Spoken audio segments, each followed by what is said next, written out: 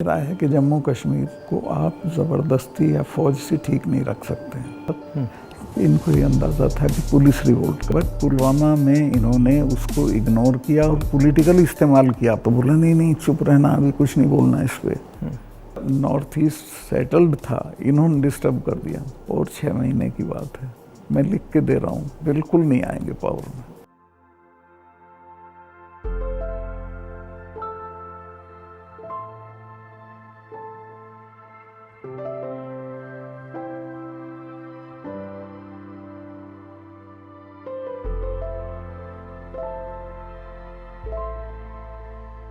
तो आप कब से हैं राजनीति में? मैं राजनीति में स्टूडेंट लाइफ से हूँ, क्योंकि मैं अपनी यूनिवर्सिटी में प्रेसिडेंट था ट्वाइस। और जिस साल मैं यूनिवर्सिटी छोड़ रहा था तभी मुझे चरण सिंह जी ने बुलाया, और चरण सिंह जी के तब 30 MLA छोड़ गए थे।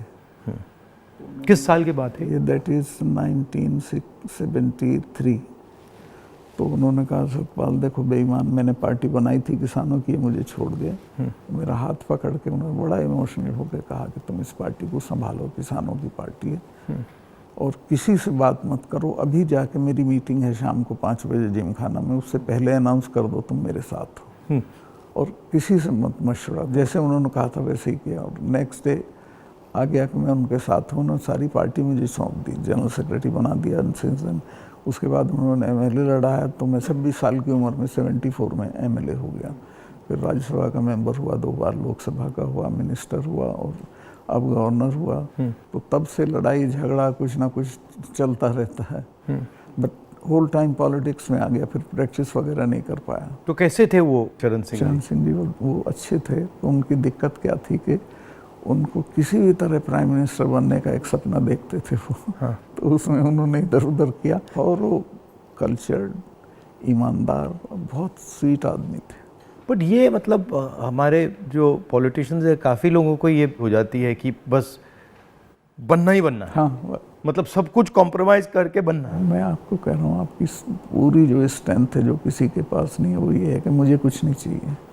इससे सामने वाले सब खलास हो जाते हैं। बट ये होता क्यों है कि मतलब इतनी मतलब इम्पेशेंस हो जाती है कि बस हर हालत में ही, मतलब काफ़ी पॉलिटिशियंस ऐसे होते हैं। आज़ादी के फ़ौरन बाद तो राजनीति एक तरह से कर्तव्य था, और लोग करते थे उसको उस तरह। फिर ये प्रोफेशन हो गया, और अब ये बिजनेस हो गया है। आप जम्मू कश्मीर में जब थे, जी, मतलब बड़ा कॉम्प्लिकेटेड टाइम था, बहुत कॉम्प्लिकेटेड। उसके बारे में आपकी क्या राय है? क्या मेरी ये राय है कि जम्मू कश्मीर को आप ज़बरदस्ती या फौज से ठीक नहीं रख सकते हैं। वहाँ के लोगों को जीत के आप कुछ भी कर सकते हैं, और वहाँ के लोग एमिएबल हैं। ऐसा नहीं कि इम्पॉसिबल है, मैंने तो देखा, मैंने उनको अपने साथ किया। आपने अंदर से डिटेल से देखा, सोल्यूशन वहाँ किस बेसिस पे आएगा? इमीडिएटली तो उनकी स्टेटहुड वापस करना चाहिए। उनको इतना 370 नहीं चुभा जितनी स्टेटहुड लेकर यूनियन टेरिटरी बनाना चुभा। और यूनियन टेरिटरी इन्होंने किस लिए बनाया, जो मुझे लगता है, मुझे नहीं बताई वो बात। इनको ये अंदाज़ा था कि पुलिस रिवोल्ट कर जाएगी, जबकि ऐसा नहीं था। पुलिस इतनी फेथफुली रही भारत सरकार के साथ कि ईद का महीना था, एक सिपाही ने छुट्टी भी नहीं मांगी, वहीं लाइन में रहे। तो एक तो स्टेटहुड, और उनका प्रॉमिस भी है अमित शाह का हाउस में, उसको इमीडिएटली वापस करना चाहिए, और फिर इलेक्शन करा देने चाहिए। बट जब मैं जम्मू गया, ये जम्मू के लोगों को भी ये लगता है कि हमारा मतलब स्टेटहुड ले लिया। हाँ, उससे तो वो भी खुश नहीं है। सबसे ज़्यादा वही चीज़ चुभी है। तो ये मतलब कर क्यों नहीं रहे इसको? पता नहीं, मेरी बात हुई, मैंने कहा वापस कराइए, तो बोला कह दिया होगा, क्या जरूरी है वापस कराना, चल तो रहा है सब ठीक। कहाँ ठीक चला, सारी इंसर्जेंसी वापस आ गई है, टेररिस्ट एक्टिव हो गए। अब तो काफ़ी घटनाएं हो रही हैं। अब तो जगह जगह हो रही हैं। राजौरी में रोज़ होता है, ऊपर कश्मीर वैली में रोज़ कुछ ना कुछ होता है। आपकी क्या राय है उसके बारे में, पुलवामा के बारे में? पुलवामा के बारे में मैं ये तो नहीं कहता इन्होंने कराया, बट पुलवामा में इन्होंने उसको इग्नोर किया और पॉलिटिकल इस्तेमाल किया अपने लिए। क्योंकि उसमें इनकी स्पीचेस हैं जिसमें कहता है कि जब वोट देने जाओ तो पुलवामा की शहादत को याद रखना। जैसे ही मैंने पुलवामा के बारे में सुना, मुझे पता लगा कि हमारे जो शहीद हैं एयरपोर्ट आ रहे हैं जी। तो मैं सीधा एयरपोर्ट गया। हमारी सिक्योरिटी वालों ने मुझे कहा कि नहीं आप मत जाइए, मगर मैंने कहा मैं जा रहा हूँ। तो मैं एयरपोर्ट में चला गया, और एयरपोर्ट में उस टाइम मुझे कमरे में बंद कर दिया, और मुझे कहा कि देखिए आप कमरे से नहीं निकल सकते। मैंने कहा मतलब? तो उधर वो सब शहीद आए थे, वहाँ पे आर्मी के लोग थे, प्रधानमंत्री आ रहे थे, और मुझे मतलब लिटरली चाबी से बंद किया कि आप बाहर नहीं जा सकते। मैंने सिक्योरिटी वालों से बोला ये मतलब ऐसे कैसे कर सकते हैं, और फिर लड़के मैं वहाँ से निकला तो मुझे लग रहा था कि एक पूरा वहाँ पे शो सा क्रिएट हो रहा था। हाँ वो था ही, वो प्रधानमंत्री को श्रीनगर जाना चाहिए था, राजनाथ सिंह आए थे, मैं था, हम लोगों ने श्रद्धांजलि दी थी, प्रधानमंत्री को उसी दिन जाना चाहिए था। नहीं मगर मुझे उसमें क्या शौक लगा कि ऐसे लग रहा था कि एक कोई बड़ा इवेंट सा हो रहा है ना इसके लिए, और वहाँ पे प्रधानमंत्री आए हैं और ये पूरा मतलब जैसे देश को दिखा रहे हैं कि भैया देखो, काफ़ी डिस्टेस्टफुल सा था। जिस दिन ये हुआ तो ये नेशनल कॉर्बेट पार्क में शूटिंग करा रहा था अपनी, तो ये अवेलेबल मैंने 3-4 बार कोशिश की, मिला ही नहीं मुझको। 5 या 6 बजे इसका फ़ोन आया, हाँ सतपाल भाई क्या हुआ? मैं कहा हमारे इतने लोग मर गए हैं और हमारी गलती से मरे हैं। तो बोला नहीं चुप रहना, अभी कुछ नहीं बोलना इस पर। फिर 1 घंटे बाद ये डोभाल जो मेरा क्लास फेलो रहा लॉ में मेरठ में, तो इसका फ़ोन आया, सतपाल भाई आप बोल दी। मैं 2 चैनल को बोल चुका था ये बात, तो इन्होंने कहा नहीं कुछ नहीं बोलना है इस पर। मैं कहा ठीक है, मैं समझा कुछ जांच वाँच कराएंगे, उस पर असर पड़ेगा। कुछ भी नहीं। तीसरे दिन इनका आ गया कि ये पुलवामा की शहादत को याद रखो और अब हम बालाकोट करेंगे, ये करेंगे, वो करेंगे। और अभी तक उसमें कुछ नहीं हुआ? कुछ नहीं, करना भी नहीं है इसको। पुलवामा के शहीद जिस तरह हुए थे इसलिए हुए कि उन्होंने 5 एयरक्राफ्ट मांगे थे। अगर वो मेरे से मांग लेते तो मैं इमीडिएटली कर देता। मैं तो वहाँ स्टूडेंट्स जब जम्मू में फंस जाते थे बर्फ में, उनको एयरक्राफ्ट से, क्योंकि दिल्ली में एयरक्राफ्ट इमीडिएटली मिलता है किराए पे। 4 महीने तक एप्लीकेशन उनकी पड़ी रही होम मिनिस्ट्री में, और 4 महीने बाद वो खारिज कर दी कि नहीं देंगे। तब वो सड़क से चले। इतना बड़ा मतलब 4 महीने के लिए वो चले ही नहीं? चले ही नहीं, इसलिए कि वो सड़क से चलना बिल्कुल इनसिक्योर होता है, वो उनके उसमें नहीं है सिस्टम में। 5 जहाज मांगे थे उन्होंने, वो नहीं दिए। 4 महीने तक लटकाए रखे। और तो 4 महीने के लिए क्या होल्ड पे थे? क्या होल्ड पे थे सब? मेरे सामने नहीं आई। अगर मेरे सामने आई होती तो मैं उसमें कुछ करता। That was between CRP and home ministry. लेकिन ये थी कि अटैक हो सकता है। इसके अलावा वो जो गाड़ी टकराई थी वो 10 दिन से घूम रही थी वहाँ, पूरा आप समझिए कि भरी हुई विस्फोटक से। वो कैसे मतलब इतना एक्सप्लोसिवली कैसे मतलब ऐसे घूम रही थी? सिस्टम नहीं था ठीक से। और जब मैं गया हूँ फिर पुलवामा होने के बाद, तो जो 10 किलोमीटर का स्ट्रेच है उसमें लगभग 8-10 लिंक रोड मिलती हैं। एक भी सैनिटाइज नहीं थी उस दिन। बल्कि हम तो जब अपनी पुलिस को भेजते थे कश्मीर की, तो पूरी रोड पे सिविल ट्रैफिक बिल्कुल रोक देते थे, सैनिटाइज कर देते थे, तब भेजते थे। ना हाईवे सैनिटाइज था, ना वो लिंक रोड। और लिंक रोड जहाँ हाईवे में मिलती है वहाँ रिवाज ये है कि वहाँ एक जिप्सी खड़ी होनी चाहिए जो उसे रोक दे कि नहीं भैया काफिला चला जाए सीआरपी का, तब जाना। ब्लॉक कर कुछ नहीं था, there was nothing like that. तो जब आप वहाँ गए, जैसे पॉलिटिक्स में हम ऐसी घटनाओं में जाते हैं, तो जब हम कहीं पहले पहुँचते हैं कोई माइंड में कोई फीलिंग आती है, तो इसमें आपकी क्या फीलिंग आई थी जब आप पहली बार वहाँ गए? आप मेरा यकीन करेंगे, आई वॉज इन टीयर्स। और मैंने इसको फ़ोन किया, मुझे नहीं मिला। जब 5 बजे मेरी बात हुई तो मैंने कहा हमारी गलती से हुआ ये। तो बोला नहीं इस पर आपको चुप रहना है। मैं चाहता था कि कुछ सर इसमें कटने चाहिए जिनकी जिम्मेवारी थी। कुछ भी नहीं, किसी का नहीं, कुछ नहीं हुआ। उसको इलेक्शन के लिए यूज़ करना चाहते थे कि ये पाकिस्तान ने किया, हमारे जवान मारे और अब हम हराएंगे। भारत जोड़ो यात्रा में हम वहीं से निकले, एक्चुअली साइट से निकले, पुलवामा से। तो मुझे ये लग रहा था कि जो आपने बोला कि ऐसी जगह पे, स्ट्रेटेजिक जगह पे इतना एक्सप्लोसिव कहाँ से आ गया, कैसे आया, वो मेरे दिमाग में क्वेश्चन था। सारा पाकिस्तान से आया था, बट इतना 600-300 किलो। हाँ, ये बॉर्डर तो हमारा पोरस है, और ये इतना एक्सप्लोसिव इंडिजिनसली प्रोक्योर करते तो वो बात फैल जाती। ये 10-12 क्विंटल तो आया हुआ था, उसमें से ये गाड़ी पूरी भरी थी एक्सप्लोसिव से। और बताया मुझे जब मैं गया कि साहब ये तो 10-12 दिन से घूम रही थी गाड़ी। जो गाड़ी चला रहा था उसका भी, मालिक का, दोनों का टेररिस्ट रिकॉर्ड था। दोनों कई बार गिरफ्तार हो लिए थे, फिर छूट गए थे, फिर गिरफ्तार हुए थे, फिर छूट गए थे। अच्छा, तो उन पर कोई निगाह नहीं थी इंटेलिजेंस एजेंसीज की। यहाँ मीडिया में मतलब मैं देख रहा था, यहाँ पे इतना बड़ा कास्ट सेंसस का मुद्दा है, बट अब आजकल बस Israel Israel Israel, caste census को नहीं देखा। मतलब जो चाहे वो अदानी हो चाहे वो कास्ट सेंसस हो, जो ज़रूरी बातें हैं उसका कुछ नहीं होगा, मगर इजराइल हो, बॉलीवुड हो, क्रिकेट हो, उस पर चलते जाएंगे। अदानी तो आपने इसके चिपका दिया, वो तो छूटेगा नहीं, गांव गांव चला गया अदानी का। और लोग ये कहते हैं अदानी के यहाँ इसी का रुपया है। हाँ, वो 20,000 का आपने उठाया था, 20,000 को इतना बड़ा इन्वेस्टमेंट कहाँ से आएगा? कल ही एक स्टोरी आई है कि ये कोयले के प्राइस इन्फ्लेट कर रहा है।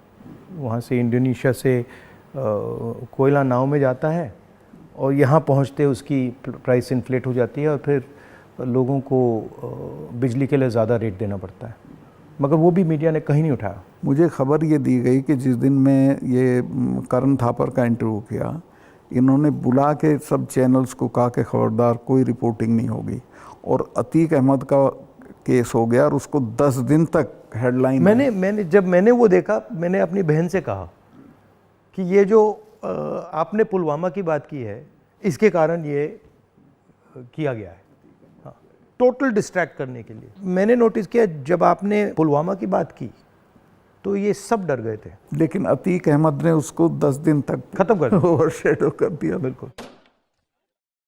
भारत जोड़ो यात्रा में मुझे एक बात समझ आई कि कितना भी मीडिया पे कंट्रोल हो, अगर आदमी डायरेक्ट जनता के पास जाता है, हाँ, तो फिर कोई नहीं, तो नहीं चलता। जनता ओनली आंसर है, जनता के पास जाना। और अगर आप जनता के पास जाते हैं तो बहुत जल्दी जनता को बात समझ आ जाती है, वो टाइम नहीं लगता। नहीं, जनता तो अवेयर है देश में, ऐसा नहीं उन्हें मालूम नहीं है, बट उन पे कोई प्लेटफॉर्म नहीं है, कहाँ कहें, किसको कहें। उनके रिप्रेजेंटेटिव भी ऐसे ही गए गुजरे हैं सब। पहले मैंने पार्लियामेंट में स्पीच दी कास्ट सेंसस के बारे में। जब मैं इसकी रिसर्च कर रहा था, मैंने देखा कि हमारे सब इंस्टीट्यूशंस में, चाहे वो मीडिया हो, ब्यूरोक्रेसी हो, जो ओबीसी वर्ग है, जो दलित वर्ग है, जो ट्राइबल वर्ग है, उनका कोई रिप्रेजेंटेशन नहीं है। मतलब आप बिलीव नहीं कर सकते, मीडिया में चाहे आप सबसे बड़े मीडिया हाउसेस देख लीजिए या सारे जो एंकर्स हैं, सारे रिपोर्टर्स देख लीजिए, इसमें एक ओबीसी नहीं है, एक दलित नहीं है, एक ट्राइबल नहीं है। इसके बारे में आपकी क्या राय है? नहीं, मैं तो चूँकि लोहियाइट रहा हूँ, तो लोहिया ने एक बार कहा था कि मुझे कमेटी बनानी थी गोवा की आज़ादी की, तो मैं जब भी कमेटी बनाऊँ उसमें 48% अपर कास्ट आ जाते थे, नाम मांगूं तो भी वही आते थे। तो ये सिस्टम बन गया है यहाँ का। इसको चेंज करने का आपकी राय क्या है? एक तो इसको कंपलसरी करना पड़ेगा, भाई इतने % हो, जैसे नौकरियों में हो गया उस तरह से। और दूसरे उन वर्गों में थोड़ा चेतना बढ़ानी पड़ेगी, भाई तुम इन पेशों में आओ। बट इसमें इंटरेस्टिंग बात यह है कि जो स्थिति है एक्चुअली इंस्टीट्यूशनल स्ट्रक्चर में हिंदुस्तान में, उसके डिटेल्स ओबीसी वर्ग को भी नहीं मालूम, दलित वर्ग को भी नहीं मालूम। आपने थोड़ा, मतलब मैंने तो थोड़ा सा छुआ है, हाँ, बट एक्चुअली किसी को नहीं मालूम, पता ही नहीं है। सही कह रहे हैं। क्यों? क्योंकि पूरा जो इन्फॉर्मेशन का सिस्टम है उसमें कोई ओबीसी नहीं है, कोई दलित नहीं है, कोई वो ट्राइबल भी उन्हीं के हाथ में है। तो एक प्रकार से लाउड स्पीकर ऑन कर देते हैं और इतना लाउड करते हैं कि कोई कुछ बोल नहीं सकता है। जैसे आपने पुलवामा की बात की, कास्ट सेंसस की बात की, अदानी की बात की, बस loud speaker, Modi ji loud speaker on कर देते हैं और जितना चिल्लाना चाहो चिल्लाओ, कुछ नहीं होता। कुछ दिन पहले मैं दिल्ली में 3-4 घंटे बढ़इयों के साथ काम किया, तो वो मुझे बता रहे थे कि हम सोफ़ा बनाते हैं, चेयर बनाते हैं, टेबल बनाते हैं, मगर जिस शोरूम में वो बिकता है उसमें हम जा नहीं सकते। मतलब काम हमारा, मेहनत हमारी, मगर फल हमारा नहीं। और कितना गुना एनहांस करके पैसा लेते हैं उसका। इनको तो कुछ मिलता नहीं गरीबों को। ये बहुत ही एक्सप्लॉयटेटिव सिस्टम है। तो अगर आप जीएसटी देखें, जीएसटी भी इनडायरेक्ट टैक्स है, उसमें छोटे व्यापारी, किसान, मजदूर वो टैक्स भरते हैं। डिमोनेटाइजेशन भी उनके खिलाफ हथियार था। किसान आंदोलन में तो आपने काफ़ी कमेंट किया है, वो भी मतलब उनके घर में से पैसे निकालने का तरीका था। नहीं, वो तो इनका मैं बताता हूँ, अगर आप नहीं हटाओगे इस बार तो खेती को तो ये पूरी तरह खत्म, मतलब किसान छोड़ के भाग जाएगा और ये कॉरपोरेट को दे देंगे। इनका ये इरादा है। मैं तो खेती करता था, मेरे गांव में पूरी यूपी की सबसे बड़ी काश्त थी, एक हमारे चचा थे, उनके पास 2500 बीघा ज़मीन थी। और आज मैं जाता हूँ तो सब के लड़के शहर में आ गए हैं, चूँकि एजुकेशन नहीं है, हेल्थ सर्विसेज नहीं है, और सिक्योरिटी नहीं है तो वो बटाईदार को देके वो धीरे धीरे ख़त्म हो जाएगी खेती। खेती को ख़त्म करेंगे, फौज ख़त्म करी दी से ये ला के अग्निवीर में कौन इतने से अरसे के लिए अपनी जान देगा। तो ये शने शने सब लोगों को, ये हर इंस्टीट्यूशन को पकड़ के ख़त्म कर देते हैं। इनकी मतलब इमीडिएटली ये चाहे वो सेना हो, सरकार हो, ब्यूरोक्रेसी हो, इलेक्शन कमीशन, जैसे इनके हाथ पड़ता है वो अपने लोगों को बैठा के कुछ ना कुछ उल्टा। मैं आप एक स्टडी करा लीजिए, सेंट्रल यूनिवर्सिटी के जो वाइस चांसलर्स हैं पिछले 1 साल में लगे हैं, वो 100% वो हैं जिनके संघ से कनेक्शन थे। उसके बिना आप कोई नौकरी नहीं पा सकते हैं आज, और सेंट्रल यूनिवर्सिटी की तो बिल्कुल नहीं पा सकते हैं। जो इंटर कॉलेज के प्रिंसिपल होने लायक भी नहीं थे वो वीसी लगे हुए हैं सब जगह। मतलब इनका शिक्षा का सिस्टम नहीं रहा, अब कंट्रोल का, माइंड कंट्रोल का सिस्टम बनाने की कोशिश। आपके मुताबिक इम्प्रूवमेंट लाने का क्या तरीका है? देखिए, सबसे बेसिक सवाल है कि किसान को उसकी फसल का दाम सही नहीं मिलता है और उसके चलते वो हर साल गरीब होता जाता है। जो एक फसल का दाम पिछले साल था, खाद का और बाकी चीज़ों का जो दाम था उसकी तुलना में इस साल में और फ़र्क हो जाता है, तो उसकी परचेजिंग पावर हर साल कम होती चली जाती है और उसे पता नहीं चलता। ही डजंट नो कि मैं गरीब हो रहा हूँ, लेकिन वो गरीब हो जाता है क्योंकि उसके जितना 1 मन गेहूँ में पिछले साल खाद खरीद सकता था इस साल नहीं खरीद सकता, इस साल ज़्यादा गेहूँ देना पड़ेगा। तो वो जो उसकी परचेजिंग पावर कम होती है उसको एहसास ही नहीं है, पता भी नहीं चलता है। तो वो तो मैंने देखा जब पब्लिक मीटिंग्स में बताते तो कहते हैं हमें तो पता ही नहीं था ये। मैं कहा भाई तुम्हें पता ही नहीं, तुम गरीब हो रहे हो। तो उन्हें सुन के बुरा लगता है। फिर मैं समझाता हूँ, बताओ पिछले साल इतने गन्ने में कितना सामान खरीदते थे, इस साल कितना खरीदते हो। तो सबसे पहले है कि जो पैरिटी ये है एमएसपी इसको लागू करना चाहिए। एमएसपी में ये नहीं कि सरकार सारी फसलों का एमएसपी दे, लेकिन एमएसपी करने से बाज़ार गिरेगा नहीं। और एमएसपी है इसलिए कि बाज़ार एक ख़ास जो आपने दाम तय किया उससे नीचे गिरेगा तो सरकार इंटरवीन करेगी। और ये पंडित जी के ज़माने से जो नागपुर सम्मेलन में जवाहरलाल जी ने कराया था ये कि हम इंटरवीन करेंगे और ख़रीद लेंगे। तो एमएसपी का लागू होना बहुत ज़रूरी है। और एमएसपी पे इन्होंने किसानों से धोखा किया। जब किसान कानून वापस लिए तो कहा था हम एमएसपी करेंगे और आज तक नहीं किया। वो क्यों नहीं किया? क्योंकि अडानी ने बड़े बड़े गोदाम बना दिए, फसलें एक दाम पे खरीद ली, अगले साल उनके दाम बढ़ जाएंगे, वो बेचेगा। एमएसपी होगा तो किसान इनको सस्ते दाम पे नहीं देगा। तो एमएसपी का होना सबसे ज़्यादा ज़रूरी है। फिर जो उसके लिए आप खाद, बिजली, पानी जो भी सरकार देती है उसके दामों पे कंट्रोल करना पड़ेगा, वो बेतहाशा ना हो, ताकि वो जो मैंने बताया जो फ़र्क रहता है खरीद बेच का वो ना हो।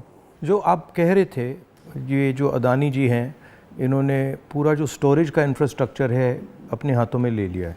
इसका इफ़ेक्ट मैंने जम्मू कश्मीर में देखा, इसका इफ़ेक्ट हिमाचल में दिखता है, अलग अलग स्टेट्स में, हरियाणा, पंजाब में। हरियाणा में तो पानीपत में बड़े बड़े गोदाम बना दिए। तो पूरा मतलब इस जो स्टोरेज का इंफ्रास्ट्रक्चर ये कैप्चर कर लिया है।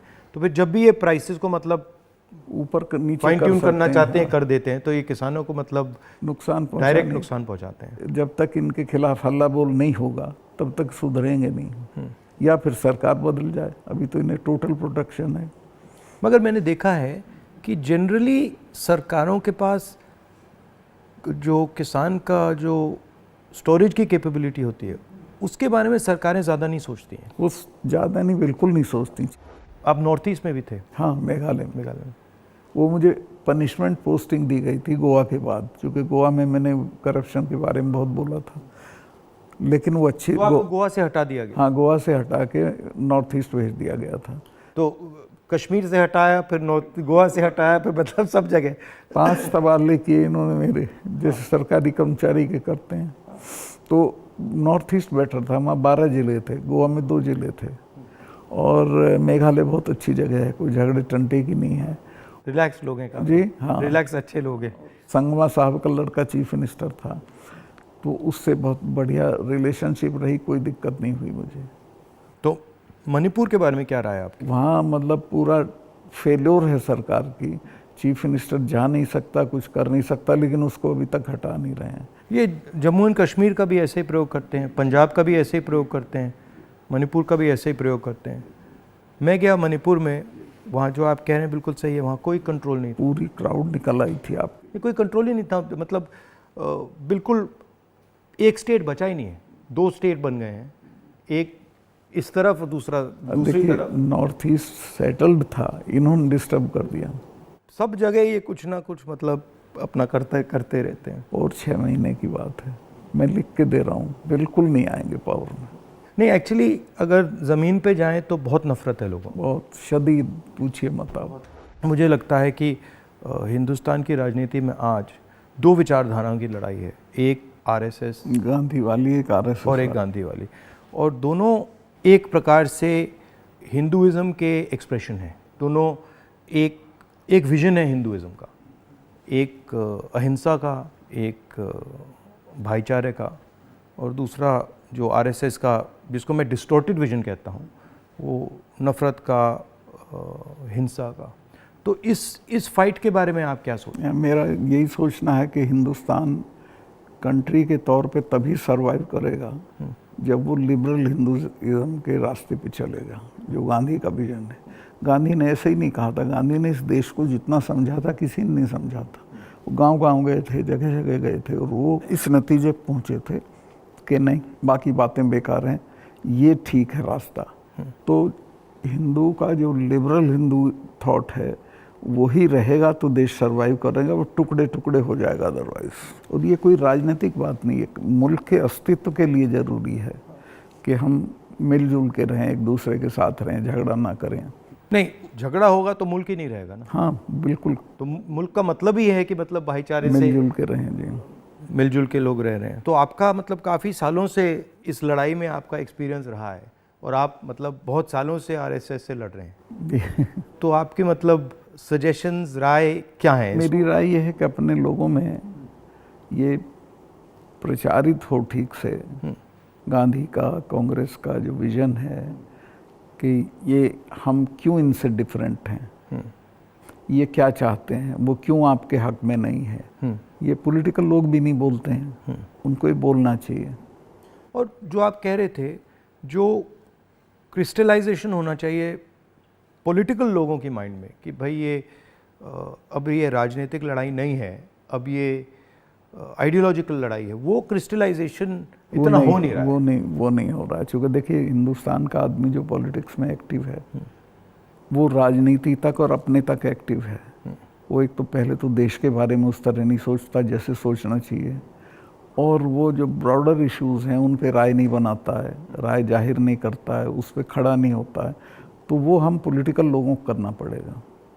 और इसमें यह भी है कि जो जैसे मैंने कहा कि इंफॉर्मेशन का सिस्टम जो है आसानी से राय बनाने भी नहीं देता है, जो डिस्ट्रैक्ट करता रहता है। वो तो इंफॉर्मेशन का सिस्टम तो वन वे हो गया है, उसमें आपकी बात तो आएगी नहीं, जो दूसरी बात है वो आएगी। और लेकिन एक अच्छी चीज़ हुई है कि लोगों ने टीवी देखना बंद कर दिया, भरोसा चला गया है। इस वक्त हम लोगों की एक ही स्ट्रेंथ है, दैट इज सोशल मीडिया। हम लोगों की बात सोशल मीडिया से फैलती है। ये उसको भी रोकने के सिस्टम ढूंढ रहे हैं, कैसे रोका जाए, वो अभी नहीं हुआ है, लेकिन वो हमारी स्ट्रेंथ है। जो प्रिंटेड मीडिया है, इलेक्ट्रॉनिक है, इस सब को इन्होंने कंट्रोल कर दिया, वन साइडेड कर दिया। लेकिन अच्छी बात यह कि लोग भी उसको समझ गए हैं, तो इनकी बात को यकीन नहीं करते, वो कहते नहीं ये तो गड़बड़ है। आपने कहा कि सोशल मीडिया में मतलब हमारा थोड़ा सा असर है, बट मेरे अकाउंट्स को तो पूरा सप्रेस किया जाता है, जैसे चाहे वो मेरी यूट्यूब हो, फेसबुक हो। नहीं, आपके होगा, पर आपके समर्थन में जो लोग करते हैं वो उसे नहीं रोक सकते। मगर जो वही है आपकी स्ट्रेंथ। जो सेंट्रल मेरा अकाउंट है उसको तो पक्का रोकते, मेरा यूट्यूब अकाउंट को तो पूरा दबा रखते। मेरा भी कुछ नहीं है, कहीं कुछ नहीं आता है, लेकिन जो हम लोगों के पक्ष में बात बोलते हैं वो फैलती है। मैंने देखा है कि जब भी सरकार पे कोई प्रेशर आता है, जैसे अगर कास्ट सेंसस की बात हो, अदानी की बात हो, एमएसपी की बात हो, किसानों की बात हो, तो ये कोई ना कोई गिमिक निकाल देते हैं। और अभी मैंने देखा कि जब मैंने पार्लियामेंट में अदानी की स्पीच दी तो सबसे पहले टीवी ऑफ कर दिया, उसके बाद मुझे पार्लियामेंट से निकाल दिया, और फिर स्पेशल सेशन की बात हुई, उसके बाद स्पेशल सेशन के के अंदर भारत या इंडिया का डिस्कशन की बात हुई, और फिर एंड में विमेंस बिल की बात हुई, और विमेंस बिल भी वैसा कि वो 10 साल में आएगा, आज नहीं आएगा ही नहीं कभी। तो ये इनका ये तरीका जो है, चाहे वो पुलवामा हो, विमेंस बिल हो, डिस्ट्रैक्ट करने का इनका बहुत इफेक्टिव तरीका है। देखिए 2-3 चीज़ें हैं प्रधानमंत्री की। एक तो ये किसी भी चीज़ को वो बना देता है इवेंट, छोटी छोटी चीज़ का, और उसका अपने पक्ष में इस्तेमाल कर लेते हैं। वीमेंस बिल का भी इसने यही किया, औरतों को कुछ मिल नहीं रहा है और एहसास ये करा दिया, पता नहीं कितना बड़ा काम कर दिया। हाँ।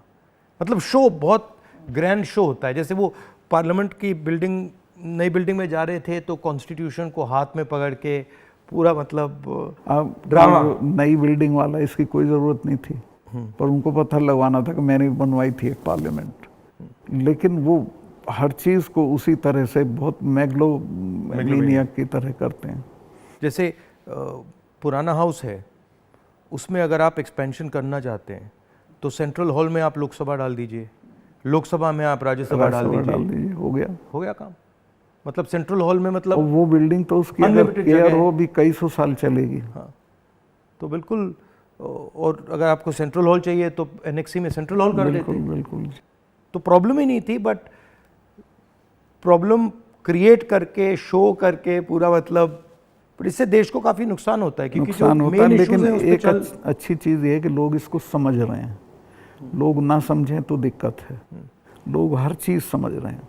मैं तो बिल्कुल नीचे तक जाता हूँ, वो सब बोल रहे हैं इस चीज़ को कि साहब इसको करना वरना कुछ नहीं है, ये ऐसे ही करता रहता है। और एक्चुअली जब मैं इनके भाषण सुनता हूँ और इनकी जो पॉलिसीज देखता हूँ, तो एक्चुअली डेप्थ नहीं है, डिटेल में नहीं जाते। ज़रूरत नहीं है उसको, सिर्फ रूल करना है, कोई इम्प्रूवमेंट नहीं करना, कोई चेंज नहीं करनी है, सिर्फ राज करना, जिसे बोलते हैं ना बहुत क्रूड लैंग्वेज में, सारा राज है, राज करना है, दैट्स ऑल। और वो उस तरह से जो जवाबदेही जनता के लिए होती है वो महसूस भी नहीं करते हैं।